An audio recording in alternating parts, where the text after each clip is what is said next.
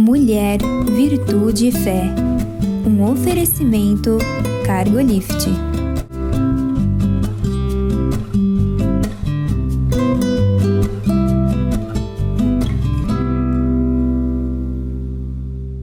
Olá, queridos.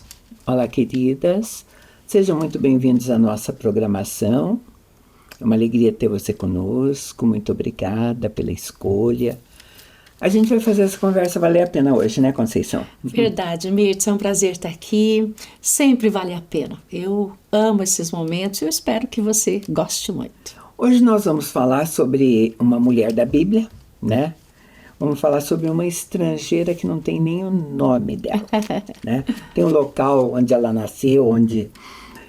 mas para começar a falar, porque eu sempre digo para você, essas mulheres estão lá, não é biografia delas que está lá. Sim. Não é, às vezes é só uma cena curtinha, mas a palavra de Deus tem um objetivo. Ela né? nos ensina muito. Tem que nos ensinar.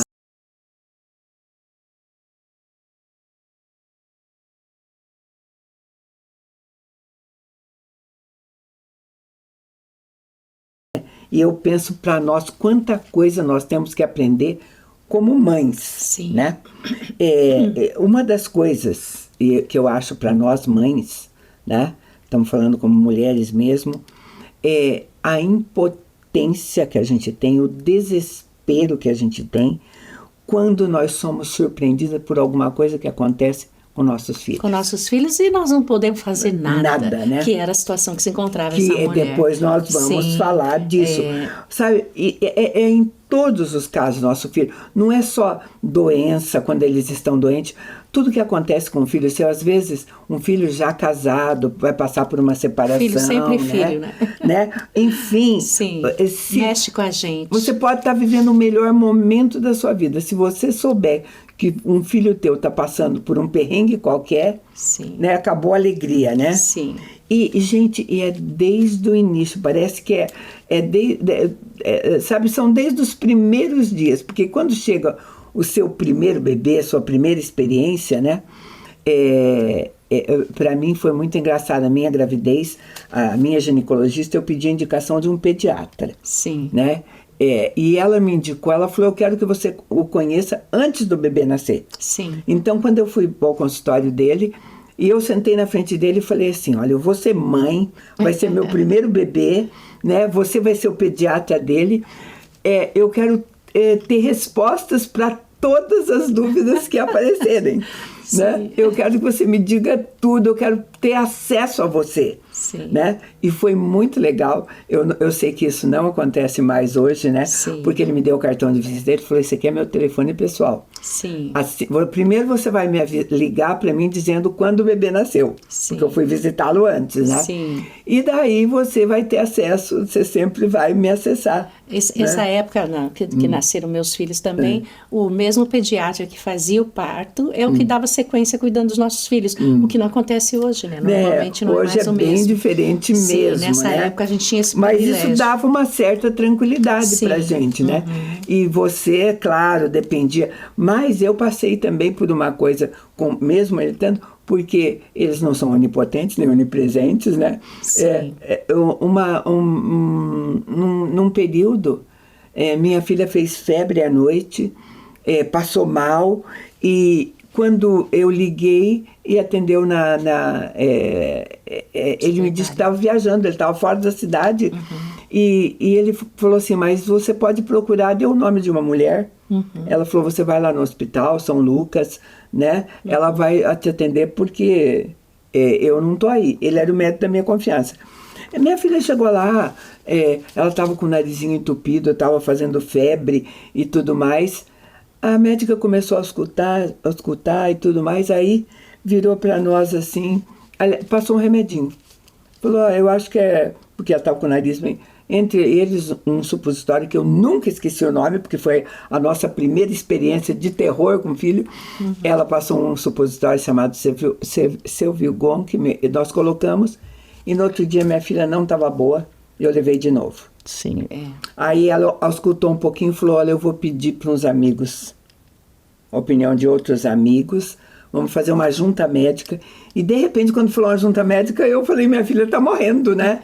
E nós começamos, eu e o Santos, a gente começou mesmo Entra em desespero, entrar em desespero. Nós começamos a orar ali naquele local e a chorar. Sim. E uma enfermeira que passou e viu a gente naquele desespero, porque tinha choro, ela falou, deixa eu ver o bebê, né? Porque era um bebê.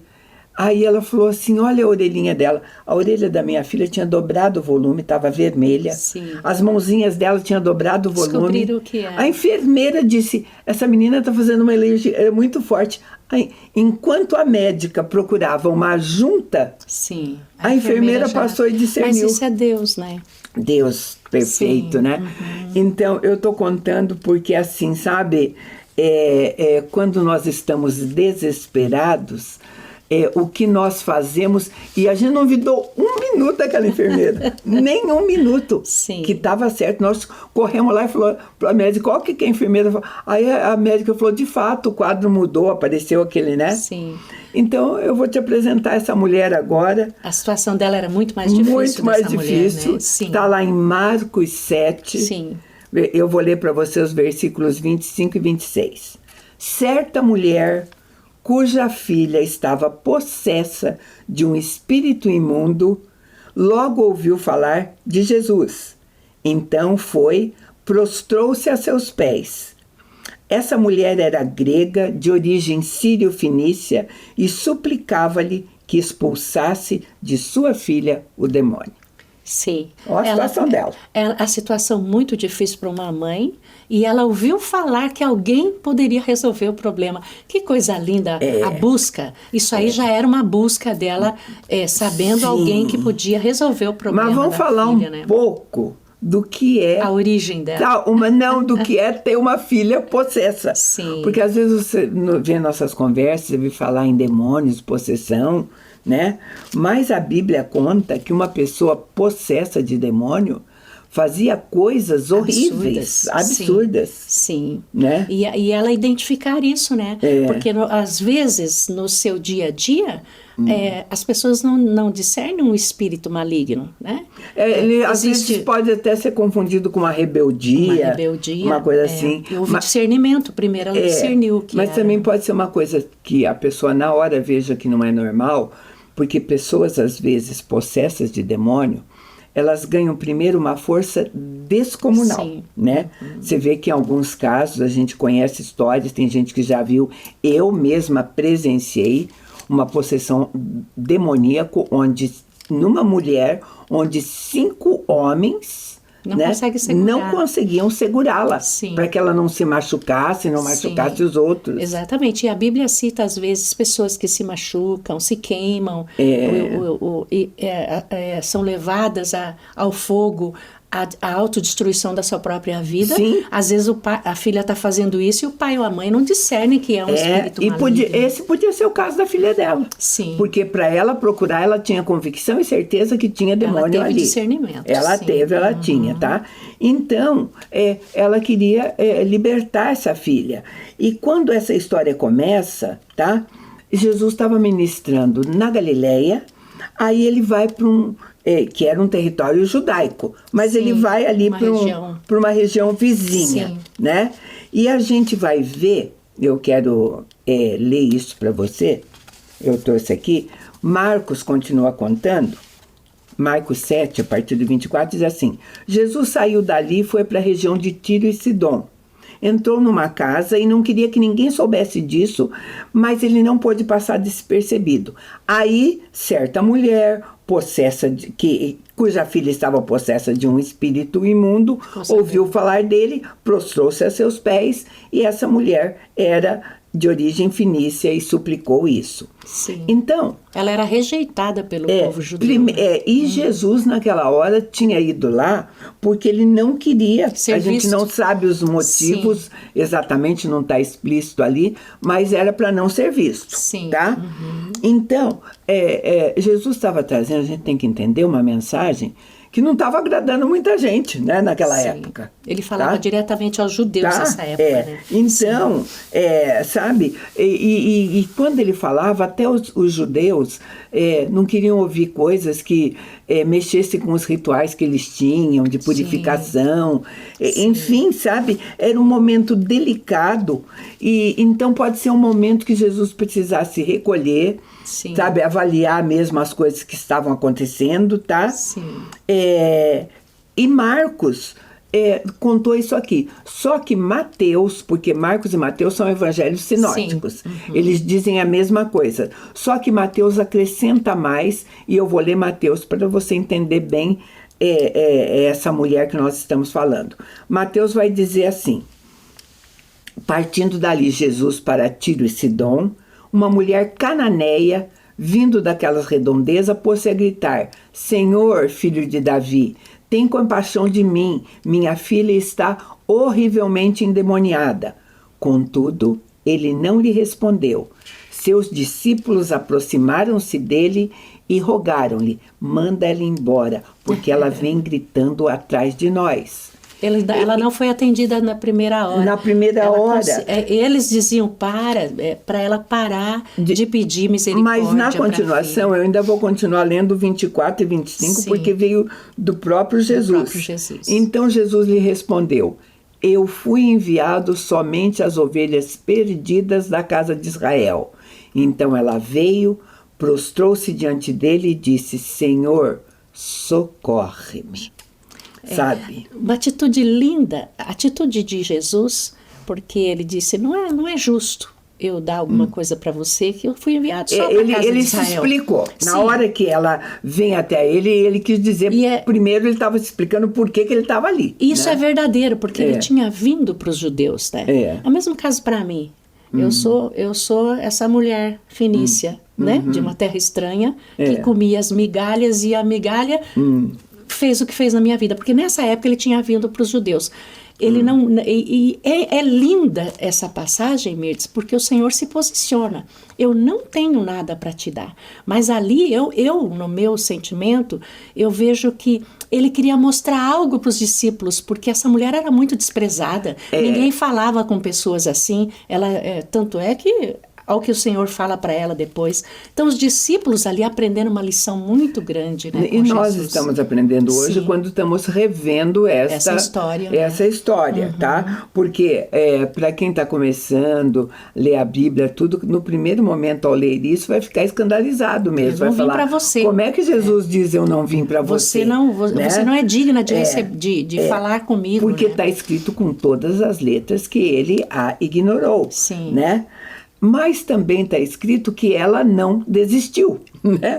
Ela não desistiu, né? Tanto é que ela não tinha desistido que os discípulos estavam irritados com ela. Ela se jogou aos pés do Senhor. Agora, veja só como são construídas as histórias. Os discípulos estavam acostumados com multidões que apertavam Jesus, que perturbavam Jesus. Ela não era a primeira e nem a última que ia fazer aquele tipo de coisa. E ela era de uma região desprezada. Então eles se irritaram muito com ela mesmo, né? E estava fazendo... E Jesus vem e usa essa frase: eu fui enviado somente às ovelhas perdidas da casa de Israel.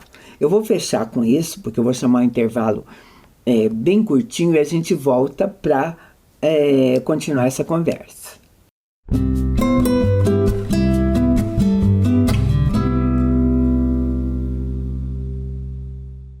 No mundo em constante transformação, nos posicionamos com a ética e a integridade. Alicerces para promover a justiça. Propomos o equilíbrio onde prosperidade e integridade caminham em conjunto, contribuindo para um mundo mais justo. Fortalecemos laços, conectamos propósitos, contribuímos com sua cultura. Juntos impulsionamos o desenvolvimento de negócios e relações éticas. Aqui a ética é nosso guia, a coragem, nosso caminho.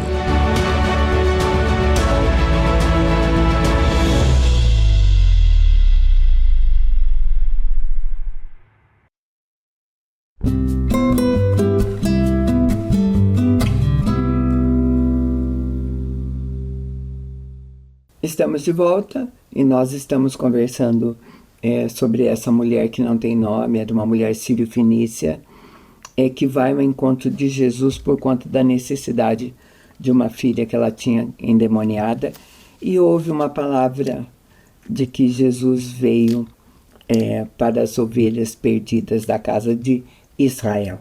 E como a gente deu o nome na nossa pauta, ela era uma estrangeira. Sim. Né? Então, o aprendizado de tudo isso, né?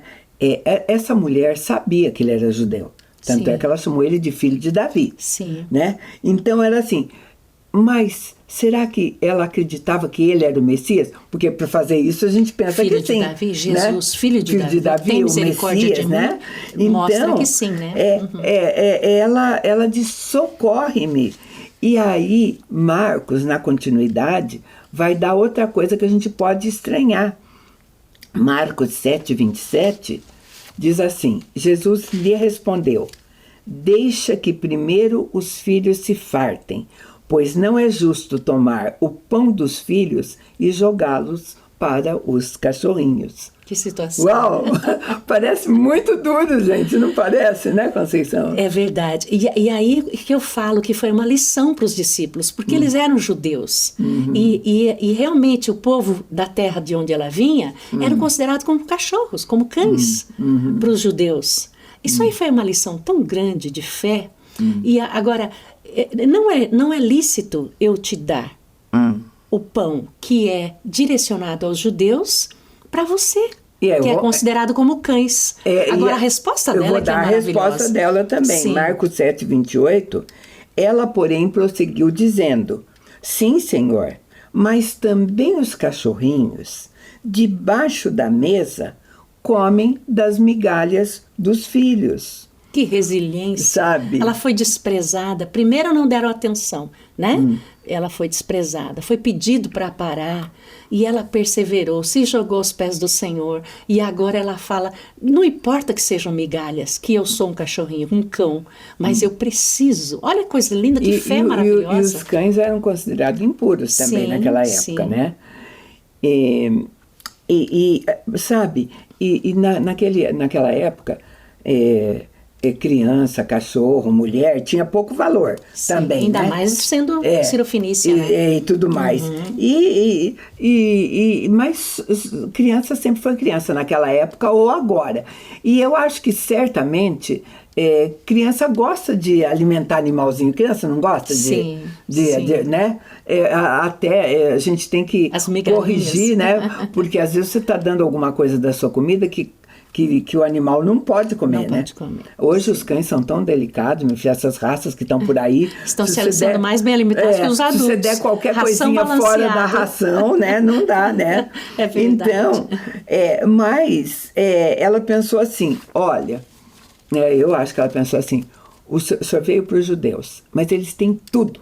Eles têm a tua palavra, eles têm a tua presença, eles têm a tua atenção, sabe? Eles têm tudo isso. Eu me contento com as sobras. O que sobrar disso, para mim, já vai estar de bom tamanho. E ela dizia assim, as migalhas vão curar minha filha, vão restaurar minha vida. Ela reconheceu ele como Messias, tanto que ela pediu misericórdia. Então é uma fé, é um momento de muito aprendizado para nós, porque eu seria essa mulher, você seria essa mulher, Mirtz. Quantos que estão ouvindo a gente agora que não são judeus para quem veio a palavra. E hoje nós desfrutamos das migalhas que fazem o que faz na nossa vida. Né? Isso é maravilhoso. Jesus reconheceu isso. Sim, lá em Mateus 15:28, ele vai dizer assim, então Jesus respondeu, mulher, grande é a tua fé. Sim. Seja feito como tu queres. E desde aquela hora, a sua filha ficou curada. Boa. A fé, né? Então, essa fé incrível, nós estamos falando de uma estrangeira ou de uma pessoa que aparentemente não estava dentro dos círculos. Desprezada. Quando eu penso hoje no nosso meio, uma pessoa que não tem experiência com Jesus, mas ouviu falar igual ela tinha ouvido falar e tudo mais. Às vezes elas chegam perto de nós e pedem uma oração que nós não teríamos coragem de fazer. Não é assim? Sim, como se fossem as migalhas. Sabe? E é a migalha que vai fazer diferença na vida, sim. Gente, a religião, ela era uma mulher cananeia, e os cananeus eram politeístas, eles adoravam um monte de deuses. Matavam pessoas, inclusive. Né? Sim, então, era muito diferente do culto de Deus. Sim. Né? Então, no próprio judaísmo, Jesus veio encontrar resistência.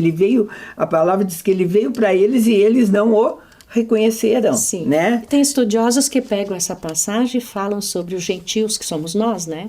Eles falam, então, que isso daí fez a ponte, e isso manifesta que ele veio também para os gentios, vindo para essa mulher, que até sem nome, que somos nós, que tipifica os gentios. Né? Ele disse, grande é a tua fé. Sim. Grande a tua fé. Jesus valorizava essas coisas, porque uma vez eu já tinha dito isso para os discípulos. Naquela história lá da tempestade, quando os discípulos ficaram morrendo de medo, sim, lá em Mateus 8, está escrito assim, Mateus 8, 26. Então ele lhes respondeu, por que temeis, homens de pequena fé? Então Jesus levantou, repreendeu os ventos e o mar e houve calmaria. Então, sabe, ele disse, homens de pequena fé, gente que andava com ele, que sim, via o que tinha visto. Gente, eles tinham visto milagres e milagres. E essa mulher que não tinha, só ouviu falar, sim, Jesus elogia a fé que ela tinha. Sim, sabe? Sim. Então, Jesus, até quando Pedro vai andar sobre as águas também, que não consegue, né? Jesus fala assim, por que você duvidou? Duvidou. Né? E na vida dessa mulher, Mirtz, a gente vê que a fé trouxe resultado naquilo que ela desejou e pediu. Quer dizer, naquele momento que ela creu, é como aquela árvore que não dava frutos, que o Senhor falou, seca. E aquela que dá frutos, que é o caso dessa mulher, a migalha, o que uma migalha que caiu ali, que o Senhor estendeu, uma misericórdia que o Senhor estendeu para ela, fez na vida dessa mulher. Quer dizer, na hora a filha dela foi curada. Na verdade, não, né? Mas Jesus encontrou fé num lugar onde não se esperava encontrar fé nenhuma. E onde ele esperava, que era nos judeus, não encontrou. Nós nos enganamos tanto com isso, sabe? Sim. Às vezes a gente olha para uma pessoa ao nosso lado, acha assim, uma pessoa que frequenta a igreja, que conhece tanto a Bíblia, a palavra, é um cristão forte. Sim. Não sei, às vezes ele não tem a fé que tem o ímpio ou o gentil, ou seja lá o nome que você dê, que diante de uma necessidade tão grande possa exercer essa fé.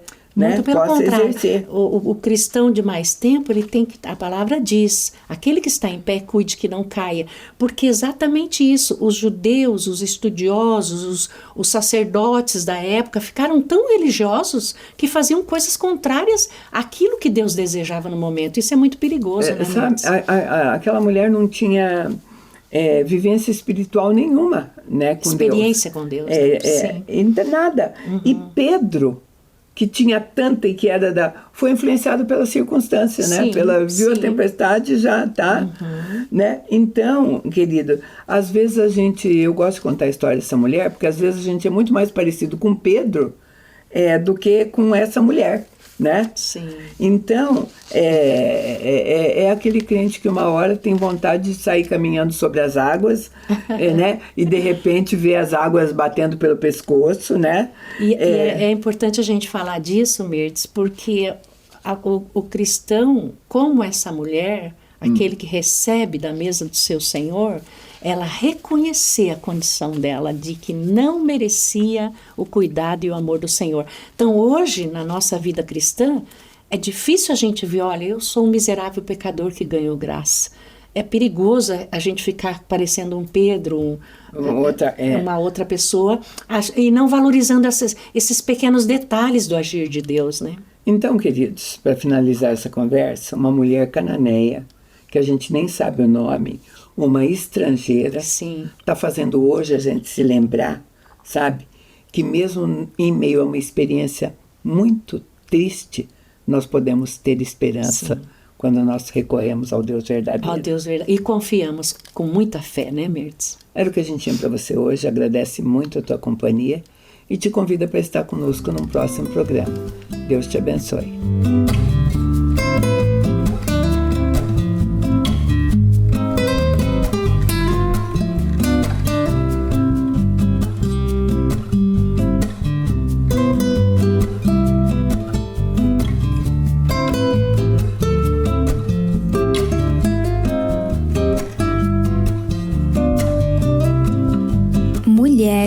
virtude e fé. Um oferecimento Cargolift.